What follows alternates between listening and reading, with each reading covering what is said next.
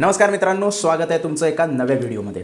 मित्रांनो, भरपूर जण स्मॉल कॅप फंडमध्ये इन्व्हेस्टमेंट करत असतात कारण त्यांना वाटत असतं की त्यांची संपत्ती कालांतराने ग्रो व्हावी म्हणून. पण स्मॉल कॅप फंडमध्ये इन्व्हेस्ट करणं हे रिस्की असू शकतं कारण जेव्हा मार्केट फॉल होतो तेव्हा स्मॉल कॅप फंड किंवा अर्थात स्मॉल कॅप कंपन्याज फ्री फॉलसारख्या खाली येतात. पण काही कंपन्या अशा आहेत ज्यांनी स्मॉल कॅप कंपन्या असून पण कालांतराने लोकांना खूप जास्त चांगली वेल्थ जनरेट करून दिलेली आहे. पण धोका तर आहेच, कारण कुठलीही दुसरी स्मॉल कॅप कंपनी तुमच्या वेल्थसाठी एक डिस्ट्रॉयर ठरू शकते आणि तुमचा वेल्थ डिस्ट्रॉय करू शकते. याचं कारण असं आहे मित्रांनो की स्मॉल कॅप कंपनी ज्या असतात त्या सायकलिक जे नेचर असतं किंवा मार्केट क्रॅश होतं, वर जातं, त्याचा जो परिणाम असतो त्याला त्याच्याशी संघर्ष करायला किंवा त्याला तोड देण्यासाठी थोड्याशा वीक असतात. मित्रांनो, स्मॉल कॅप फंडमध्ये इन्व्हेस्टमेंट करायचे काही आपले वेगळे फायदे आहेत. जसं की तुम्ही अशी एखादी कंपनी बघू शकता किंवा शोधू शकता ज्याच्यामध्ये तुमची वेल्थ चांगल्या प्रकारे जनरेट होऊ शकते. स्मॉल कॅप फंडचं युनिवर्स जे आहे ते खूप जास्त मोठं आहे, पण प्रत्येक स्मॉल कॅप फंड हा वेगळा असू शकतो.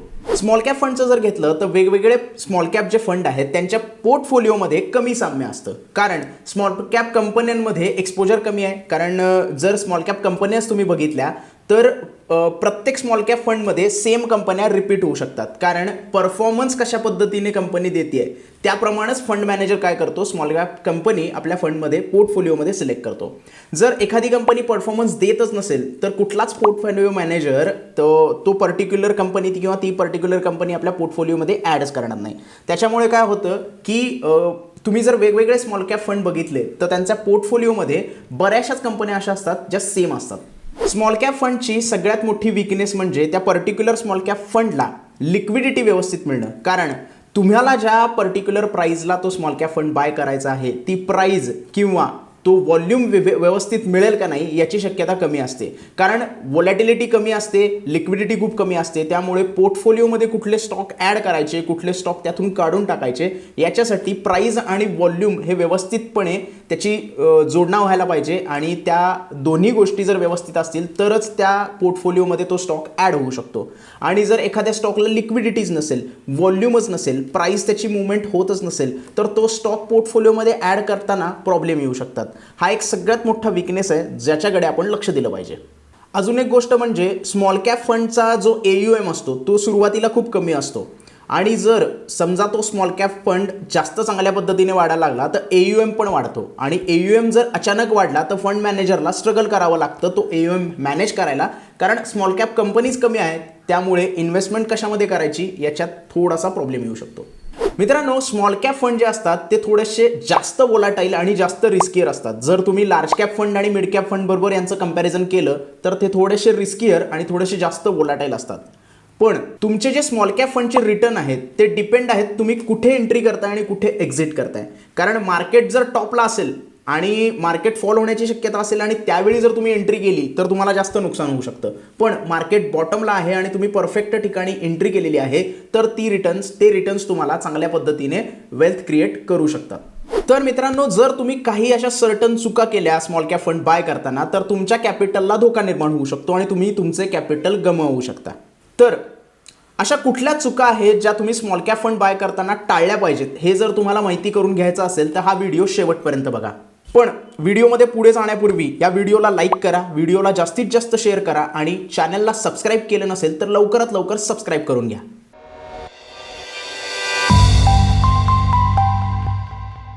चला तर मित्रांनो, आपल्या टॉपिकवर परत येऊया. सगळ्यात पहिल्यांदा आपण जाणून घेऊया की स्मॉल कॅप म्युच्युअल फंड नेमके काय असतात. Basically small cap mutual fund हे इक्विटी म्युच्युअल फंडच आहेत, पण जे त्यांचे फंड मॅनेजर असतात किंवा सेबीच्या रूलनुसार त्या पर्टिक्युलर फंडना आपला जो ॲसेट ॲलोकेशन असतं ते 65% स्मॉल कॅप कंपनीजमध्ये करावं लागतं. म्हणजे टोटल AUMच्या 65% जे अलोकेशन असतं ते स्मॉल कॅप कंपनीमध्ये करणं हे मॅन्डेटरी आहे स्मॉल कॅप फंडसाठी. बेसिकली सेबीच्या लिस्टप्रमाणे मार्केट कॅपिटलायझेशनची जी सेबीची लिस्ट आहे त्याच्याप्रमाणे स्मॉल कॅप कंपनीज कुठल्या तर टॉप 250 कंपनीज जर सोडल्या म्हणजे 1 ते 250 पर्यंत जर कंपनी तुम्ही सोडून दिल्या तर त्याच्यानंतरच्या जेवढ्या कंपन्या आहेत मार्केटमध्ये अवेलेबल त्या सगळ्या स्मॉल कॅप कंपन्याच कन्सिडर केल्या जातात. आणि हा सेबीचा रूल आहे. सेबीनं असा एक सर्क्युलर जारी केला होता की 250 नंतरच्या ज्या कंपन्या आहेत त्या सगळ्या स्मॉल कॅप कंपन्या असतील म्हणून. अशा कंपन्यांमध्ये जे फंड इन्व्हेस्ट करतात आपला ॲसेट जो आहे तो 65% त्या सगळ्या फंडना काय करतात आपण म्हणतो की स्मॉल कॅप म्युच्युअल फंड आहेत म्हणून. मग आता फंड मॅनेजर काय करतात की अशा स्मॉल कॅप मार्केट कॅपिटलायझेशन असलेल्या कंपन्यांचं ट्रॅक करतात. म्हणजे त्या कंपन्यांचा परफॉर्मन्स ट्रॅक करणं, त्यांची विजन काय आहेत, स्टॉकचा परफॉर्मन्स कसा आहे, या सगळ्या गोष्टी फंड मॅनेजर ट्रॅक करतात आणि त्याच्यामध्ये मग पैसे इन्व्हेस्ट करतात जेणेकरून ती कंपनी पुढे जाऊन चांगली बिग कंपनी होऊ शकते किंवा लार्ज कॅपमध्ये किंवा मिड कॅपमध्ये येऊ शकते, जेणेकरून इन्व्हेस्टरला त्यांचा जो रिटर्न आहे तो चांगल्या पद्धतीने मिळेल. कधी कधी असे स्टॉक जे असतात ते लार्ज कॅप कंपनीचे जे बेंचमार्क असतात त्यांनाही आउट परफॉर्म करतात. त्यामुळे अशा कंपन्यांमध्ये इन्व्हेस्ट करणं प्रत्येक वेळीच वाईट नसतं, पण फंड मॅनेजर काय डिसिजन घेतोय, कशा पद्धतीने तो पोर्टफोलिओ तयार करतोय हे बघणं पण तेवढंच महत्त्वाचं आहे. आता सगळ्यांनाच माहिती आहे की स्मॉल कॅप फंड हे खूप जास्त वोलाटाईल असतात, खूप जास्त रिस्कियर असतात. त्यामुळे ज्याची कपॅसिटी म्हणजे रिस्क टॉलरन्स ज्याच्या हायर साईडला आहे ते लोक या पर्टिक्युलर स्मॉल कॅप फंडमध्ये इन्व्हेस्टमेंट करू शकतात. पण एक गोष्ट लक्षात ठेवली पाहिजे, स्मॉल कॅप फंड जे आहेत ते बुल मार्केटमध्ये लार्ज कॅपला पण आउट परफॉर्म करू शकतात. पण जर मार्केट करेक्ट झालं किंवा मार्केट जर क्रॅश झालं किंवा बिअर मार्केट असेल तर ते तेवढ्याच लवकर खाली पण पडू शकतात. आता आपण आपल्या मेन मुद्द्यावर येऊया की अशा कोणत्या मिस्टेक्स आहेत ज्या तुम्ही अवॉइड केल्या पाहिजेत. सगळ्यात पहिलं म्हणजे तुमचा जो स्मॉल कॅप म्युच्युअल फंड आहे तो तुमचा म्युच्युअल फंड पोर्टफोलिओमध्ये कोर म्युच्युअल फंड पोर्टफोलिओमध्ये ठेवू नका. आता 2 प्रकारचे पोर्टफोलिओ आपण सेट करतो, एक कोर पोर्टफोलिओ आणि एक सॅटेलाइट पोर्टफोलिओ. तुमचा जो कोर पोर्टफोलिओ आहे हा नेहमी लार्ज कॅप फंड आणि मिड कॅप फंडचा असला पाहिजे आणि तुमचा सॅटेलाइट पोर्टफोलिओ जो आहे तो स्मॉल कॅप फंडचा असला पाहिजे. असं म्हणलं जातं की तुमचा जो कोर पोर्टफोलिओ आहे तो जवळपास 75% ते 80% हा लार्ज कॅप आणि मिड कॅपने भरलेला असला पाहिजे आणि राहिलेला जो 20 ते 25% आहे तो स्मॉल कॅप फंडने भरलेला असला पाहिजे. अशामुळे काय होतं की मार्केट जेव्हा वाढत असतं तेव्हा तुम्हाला सगळीकडनं चांगला परफॉर्मन्स बघायला मिळतो, पण जेव्हा मार्केट क्रॅश होतं तेव्हा तो तुमचा कोर पोर्टफोलिओ असतो त्यातले लार्ज कॅप स्टॉक पडतात, पण ते तेवढ्या लवकर रिकवर पण होतात. पण जर तुम्ही सगळ्यात जास्त अमाऊंट किंवा जास्त पोर्शन स्मॉल कॅप फंडमध्ये जर टाकला तर जेव्हा मार्केट वाढत असतं तेव्हा तुम्हाला फायदा होतोच, पण जेव्हा मार्केट पडतं, जेव्हा क्रॅश होतं किंवा खाली येतं त्यावेळेला हा जो पार्ट असतो हा आपला स्मॉल कॅप म्युच्युअल फंडचा पार्ट असतो तो खूप लवकर खाली येतो किंवा बिअर मार्केट लवकर त्याला पकडतं, फॉल लवकर होतो, जसं की मी सुरुवातीला सांगितलं की फ्री फॉल होऊ शकतो म्हणून. अशा वेळेला रिकवर करणं खूप जास्त कठीण जातं. म्हणून तुमचा कोर पोर्टफोलिओ हा एकदम चांगल्या स्टॉकचा लार्ज कॅप आणि मिड कॅपचा असला पाहिजे आणि जिथं रिस्क हायर आहे तिथं तुम्ही स्मॉल कॅप फंडमध्ये तुमचा 20 ते 25% पोर्टफोलिओ तयार केला पाहिजे. दुसरा पॉईंट म्हणजे तुम्ही कुठलीही अमाऊंट म्हणजे सगळ्यात जास्त अमाऊंट स्मॉल कॅपमध्ये इन्व्हेस्ट केली नाही पाहिजे जर स्टॉक मार्केटमध्ये तो सगळ्यात जास्त पडला आहे. म्हणजे जर तो particular small cap fund stock market crash नंतर खूप जास्त पडला आहे तर त्याच्यामध्ये इन्व्हेस्टमेंट थोडीशी टाळली पाहिजे. आता कसं आहे की मी इथे तुम्हाला जे सांगितलंय ते तुम्ही म्हणाल की अरे मार्केट पडल्यानंतर जो सगळ्यात जास्त पडला आहे त्याच्यामध्येच सगळ्यात जास्त चांगली इन्व्हेस्टमेंट करायची असते तरच आम्हाला रिटर्न चांगले भेटणार. हे सगळेजण प्रेफर करतात की मार्केट जेव्हा पडतं त्यावेळेला कुठले म्युच्युअल फंड पडलेले आहेत किंवा फॉर दॅट मॅटर कुठली कंपनी खाली जास्त आलेली आहे त्याच्यामध्ये जर आपण इन्व्हेस्टमेंट केली तर आपल्याला लो प्राईसला बाईंग करायला मिळते आणि इट्स अ नॅचरल थिंग. पण तुम्हाला स्टॉक मार्केट म्हणजे म्युच्युअल फंडमध्ये जेव्हा तुम्ही इन्व्हेस्टमेंट करत असता स्टॉक मार्केटमध्ये तेव्हा तुम्हाला पोर्टफोलिओ तुमचा तयार करताना स्मॉल कॅप फंड कसा परफॉर्म करतोय हे बघणं जास्त गरजेचं असतं. कारण असे जर तुम्ही म्युच्युअल फंड डिसाईड केले, स्मॉल कॅप फंड जर डिसाईड केले जे मार्केटमध्ये हेवी फॉल झालेत पण ते परत वरती यायचे चान्सेस कमी आहेत तर तुमचा पैसा बुडू शकतो. त्यामुळे तुम्ही असे स्मॉल कॅप फंड निवडायला पाहिजेत. मार्केट करेक्शन जरी झाला असेल तरी त्या पर्टिक्युलर फंडमध्ये जास्त फॉल आलेला नाही आहे. एकदम जास्त हेवी फॉल आला असेल तर तुमचा पैसा रिकवर होण्याला खूप वेळ लागू शकतो, कदाचित होणार पण नाही. पण जर तो म्युच्युअल फंड किंवा तो particular small cap mutual fund market फॉलमध्ये जास्त पडला नसेल, करेक्शन झालं असेल पण हेवीली करेक्शन झालं नसेल तर त्याचा बाउन्स बॅक करण्याचा चान्सेस जे असतात ते चांगले असतात. त्यामुळे अशा कंपन्या किंवा असे म्युच्युअल फंड तुम्ही सिलेक्ट केले पाहिजेत.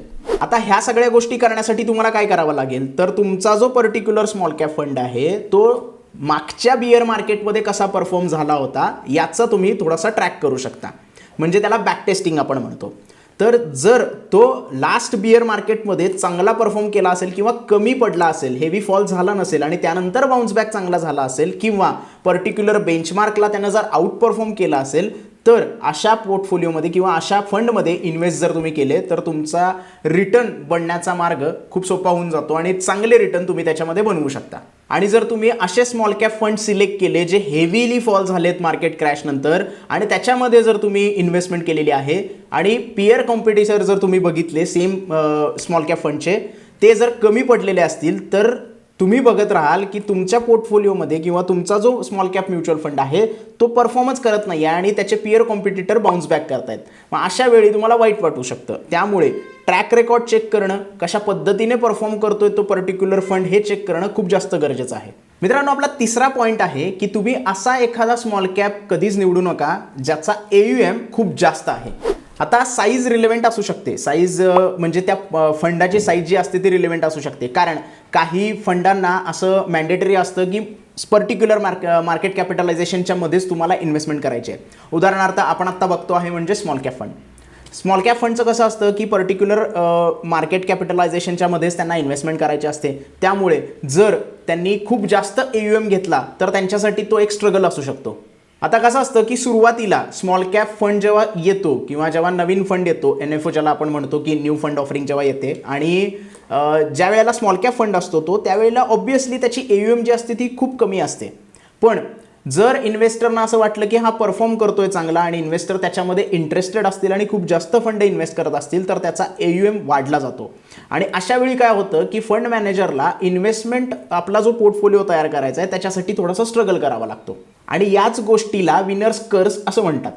आता मी जसं म्हणलं की AUM मोठा असेल तर स्मॉल कॅपला थोडेसे स्ट्रगल करावे लागतात किंवा थोडेसे प्रॉब्लेम येतात साईज जर मोठा झाला तर. सगळ्यात मोठा काय की रिलेव्हंट इन्व्हेस्टमेंट आयडियाज ज्या आहेत त्या शोधण्यासाठी स्ट्रगल करावा लागतो.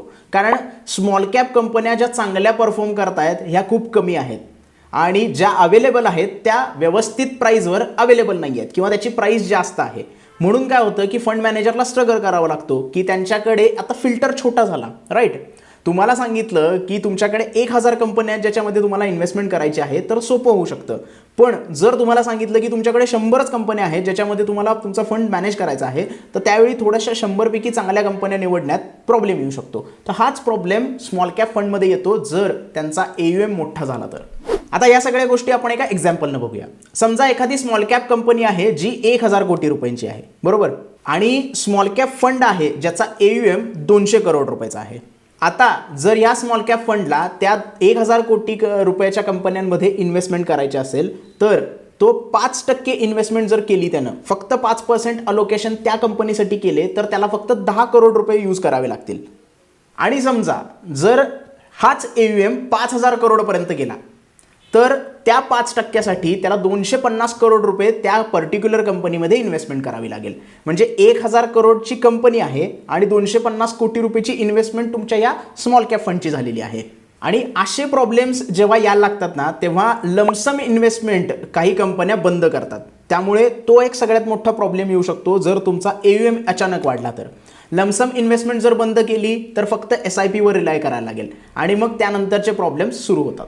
मित्रांनो, दुसरीकडे जर एखाद्या स्मॉल कॅप फंडचा AUM खूपच कमी आहे, म्हणजे आता आपण मोठा जास्त AUM असल्याचा प्रॉब्लेम बघितला तर छोट्या AUMचा पण प्रॉब्लेम असू शकतो.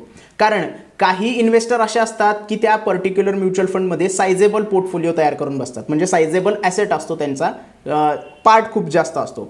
अशा वेळी त्यांना एक्झिट मिळणं खूप जास्त मुश्किल असतं. कारण कसं होतं, ज्यांच्याकडे AUM मोठा आहे त्यांच्याकडे कॅश तेवढी अवेलेबल असते, रिडिम्शन जे प्रेशर असतं ते झेलू शकतात. पण जर AUM खूप कमी आहे तर त्यांना रिडिम्शन जे प्रेशर जे असतं ते थोडंसं जास्त होतं. कारण एखादा इन्व्हेस्टर म्हणला की माझा सायझेबल पोर्टफोलिओ आहे आणि तो मला आता एक्झिट करायचा आहे, अशा वेळी त्यांची धांदल उडू शकते. तर मग मित्रांनो, आता करायचं काय?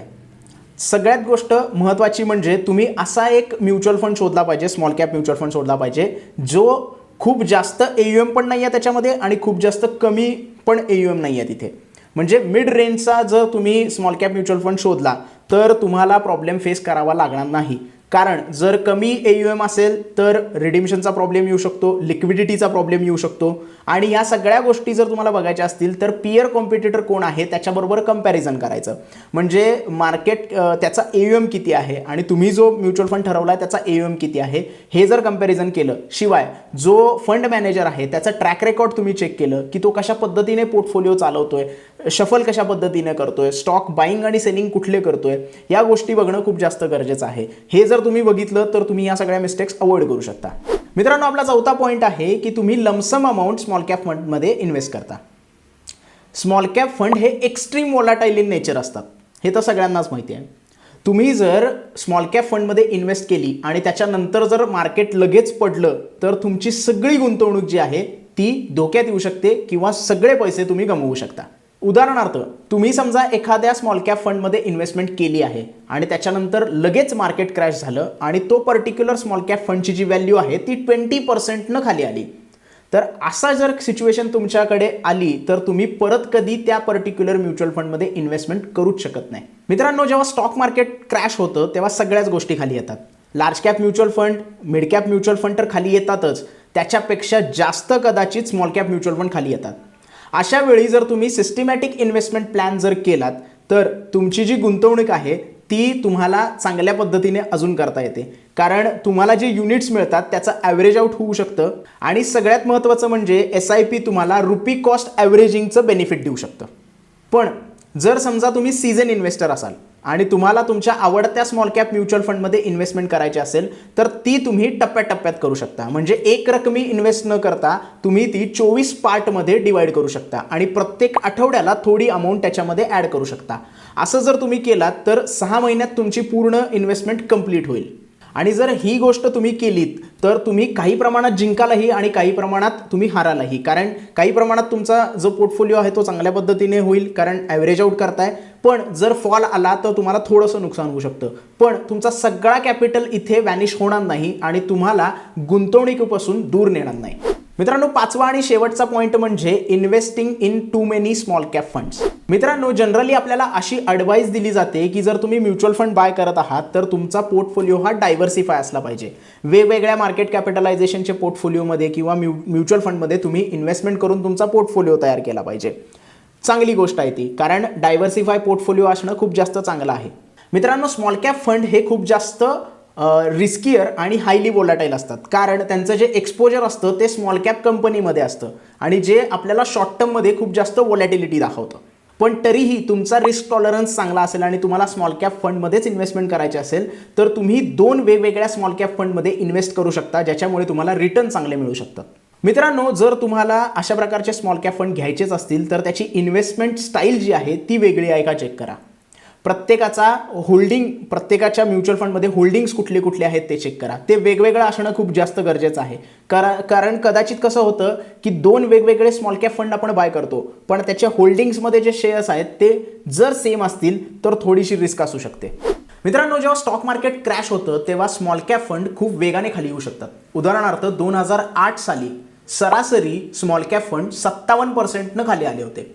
जर तुम्ही वर्षाच्या सुरुवातीला 1 लाख रुपये स्मॉल कॅप फंडमध्ये गुंतवले असते तर वर्षाच्या अखेरीस 50% रक्कम जाऊन तुमच्या हातात फक्त 43,000 रुपये आले असते. But that's a small cap fund. Rise आणि फॉल हा नेहमीच ड्रॅमॅटिक असतो. पण मित्रांनो, एक गोष्ट लक्षात ठेवा, स्मॉल कॅप फंडमध्ये इन्व्हेस्टमेंट करणं हा एक टॅक्टिकल प्ले असू शकतो. जर तुम्हाला इन्व्हेस्टमेंट करायचीच आहे आणि तुमचे रिटर्न्स जर चांगल्या पद्धतीने कमवायचे आहेत तर तुम्हाला त्याची एंट्री आणि एक्झिट टाईम करणं खूप जास्त गरजेचं आहे. आणि तुमचा जो इन्व्हेस्टमेंटचा होरिझॉन आहे तो 7 वर्षापर्यंतचा असला पाहिजे. म्हणजे खूप शॉर्ट पिरियडसाठी जर तुम्ही एंट्री करत असाल तर तुम्हाला रिटर्न मिळणं खूप जास्त मुश्किल जाऊ शकतं. पण जर तुम्ही लॉंग होरायझन ठेवला आणि त्याच्यामध्ये 7 वर्षापर्यंत इन्व्हेस्टमेंट करून ठेवली तर तुम्हाला रिटर्न मिळण्याचे चान्सेस जास्त असू शकतात. पण एक गोष्ट लक्षात ठेवली पाहिजे, जे लोक इक्विटी मार्केटमध्ये किंवा स्टॉक मार्केटमध्ये पहिल्यांदा आलेले आहेत किंवा बिगिनर आहेत त्यांनी स्मॉल कॅप फंडपासून दूर राहावे असं म्हटलं जातं. आता मित्रांनो, स्मॉल कॅप स्टॉकमध्ये सगळ्यात जास्त मॉर्टॅलिटी रेट आहे, हायर मॉर्टॅलिटी रेट आहे. उदाहरणार्थ 10 वर्षापूर्वी जर तुम्ही बघितला तर 2,500 स्मॉल कॅप कंपन्या अवेलेबल होत्या, त्यातल्या 800 कंपन्या वॅनिश झाल्या. तर अशा कंपन्यांमध्ये इन्व्हेस्ट करून तुम्ही तुमचे पैसे गमवू शकता आणि सगळेच्या सगळे पैसेच गमवू शकता. पण मित्रांनो, काही फंड मॅनेजर असे होते ज्यांनी आपली इन्व्हेस्टमेंट खूप चांगल्या पद्धतीने केली होती. ह्या ज्या 800 व्हॅनिश झालेल्या कंपन्या होत्या त्यातल्या 80% कंपन्या त्यांनी अवॉइड केलेल्या होत्या. जर तुम्ही अशा स्मॉल कॅप फंडच्या सोबतच्या चुका जर टाळल्या तर तुमची इन्व्हेस्टमेंट तुम्ही व्यवस्थितपणे करू शकता आणि तुमच्या इन्व्हेस्टमेंटबद्दल तुम्ही समाधानीही राहू शकता. तर मित्रांनो, हा होता व्हिडिओ स्मॉल कॅप फंडच्या चुका टाळण्याबद्दल. तुम्हाला हा व्हिडिओ उपयुक्त वाटला असेल, आवडला असेल तर या व्हिडिओला लाईक करा, जास्तीत जास्त लोकांपर्यंत हा व्हिडिओ शेअर करा आणि ग्रो मराठी चॅनलला जर सबस्क्राईब केलं नसेल तर आत्ताच्या आत्ता या चॅनलला सबस्क्राईब करा. बाय.